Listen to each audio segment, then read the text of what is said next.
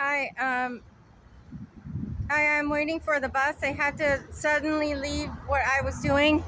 I was simply cooking potatoes.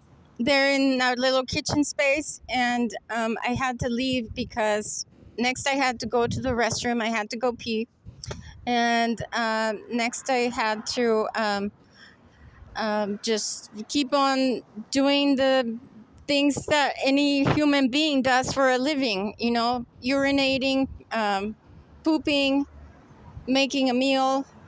So, all these basic things about living, because those disgusting parasites, Ruices, have their names on the property, I don't have control about my son's mood. They control my son's mood from afar because they have their names on the property, so they control any foot traffic to the property. So, I am semi homeless because those males are not my family, the Ruizes, and they have influenced my son. I was talking to the lady from the violence hotline. I've been talking to them since 2018, 2017 about the schizophrenia, about me not having my own address with my son apart from my mom's husband, also from that other my mom's husband's brother that I didn't ever think about, who has also been influential in regards to my son's mood, in regards to the way our social life functions there on that property. So I'm usually interrupted abruptly like this, where I'm forced outdoors simply to look around and to put up with other people harassing me as if I were a prostitute in this area. I will not become a prostitute in this area despite all the great pressure. With the schizophrenia, they persuaded me, they somehow forced me, somehow through the great trauma of all of them pressing on my brain 10 years ago, because I purchased 10 years ago, not anymore, ever again since 10 years ago, a bag of amphetamine. They terrorized me into going to sleep with I don't know who, a disgusting parasite. 10 years ago, and they think that without amphetamine that they can continue terrorizing me with schizophrenia, and that I'm going to start having coitus with someone that I could never otherwise think on my own to have coitus with. I am not a prostitute. They terrorized me from the effects of the amphetamine 10 years ago into a compromising situation that still affects me to this day. So, whoever you are listening, I don't know why the world behaves like this towards me, or who else has ever tasted a little bit of amphetamine and then for a decade later, everybody on earth latches onto them to harass them as if they were a prostitute. Okay, but that has been my experience. I don't know how to get rid of that defamatory way that others want to behave towards me. That is not my fault that I purchased the amphetamine. Dr. Guntapali down there on Badillo Street, still treating patients around here, told me to purchase amphetamine after he had been my psychiatrist since I was 12, 13 years old, and I was suicidal. Okay, so I listened to him. I made a mistake. I listened to him. Then I went to jail almost immediately about that. And then in the jail, the lady told me that I'm supposed to continue taking the medicine amphetamine through the dispensary method of a male providing that for me through coitus. Now, I said that never happened before. Out there, when I tasted the amphetamine, I got taken to the psych ward, and somebody never said, have intimate contact with that male, you will receive more amphetamine or anything like that. There is no way for me to get more. Or I became angry at the drug that I did have, and I would get rid of that. I would throw it away, throw it to the firefighters because they would become crazy schizophrenic. I would say, don't do anything like you're thinking about doing. The terrible, they're pedophiles that I guess are mixed in with the amphetamine. And so I would call an ambulance, and I would call the police, and the pediatrician already knew about the concerns that the magazine, the Awake magazine and the Watchtower magazine, because I'm senseless. I don't know those things.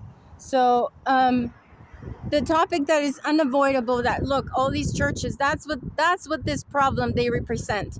that's what the cross represents, is this mind, this heart, this inability to look into other people's minds, to comprehend the true the true state that they're in, you know. So them messing with my brain because they disapprove of the amphetamine use, it's a very harsh, cruel, unusual punishment against me simply because I'm a non-mind reader. Every other mind reader with the amphetamine or worse things, you know, cocaine or heroin, or I don't know, better product or whatever, I really have never had any, so I don't know the difference. But there, I have never encountered, through all the gatherings I sat through, the Narcotics Anonymous gatherings, the Alcoholics Anonymous gatherings, zero of them ever had this issue where they lived the way that I do, because all of them were mind readers. All of them could communicate only utilizing their mind without words.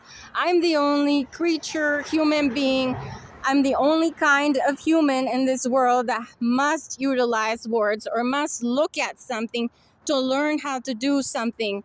So I am semi-homeless because of that approach to my healthcare, being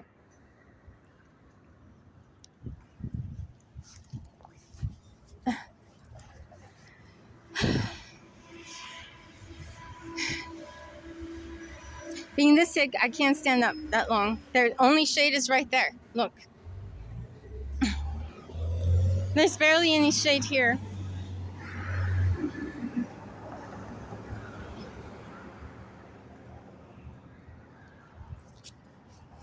So, being this sick, I really don't have the stamina to be out here in the heat, this crazy desert weather. Like, I would have never chosen to live here. Why in the world? If I could never figure in to grow brain cells, to figure in how to get me into a housing that has air conditioning, to get me all the money to be comfortable in the desert, I would have simply followed my body into regions in the earth that are comfortable to me. And this misery wearing this hot jacket, even though it's freaking hot outside, but the sunlight on my skin is worse. So I gotta have the jacket on so I don't burn my skin. Why? Because I'm 43 years old, because I already was a teenager here. Since I was 11 years old, I was here walking around with my little booty shorts and my spaghetti strap clothing like all the other supposedly normal looking folk. Now they say that I'm abnormal looking because I have the skin protection. Well, I don't believe in those creams that supposedly provide UV protection for the skin. No, I believe in the fabric's ability to shield me from what I feel is pain to my skin from exposure to the weather. So, if living in this region, I would not have lived in this region unless I have a way to have shelter all the time, or prearranged gatherings to go from one place to another inside a vehicle, or else I would like the liberty to go follow the weather at my own accord in a place that is not telling me that they're not going to give me documents to become employed because they don't approve of how unhealthy my body is, what medications I must take to maintain a certain level of strength, a certain level of functionality. So I don't know when I'm going to go to Mexico, or when the Ruizes are going to be killed, so that I have control of the property, so that I can have control about my son's moods, more control about my own moods.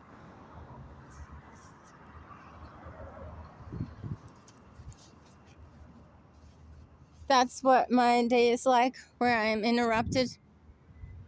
Now I had to just simply get on the bus to put more distance between my son and my sibling and me, because they've been brainwashed into resorting to Spanish phrases that are negative, that aren't, oh, hi, you're our family, we love you.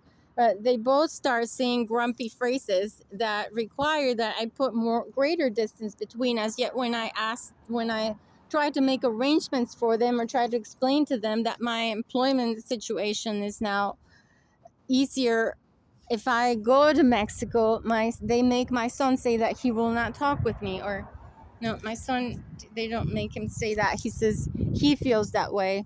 So for whatever reason, he threatens with not speaking to me if I go to Mexico for employment. Now there comes the bus.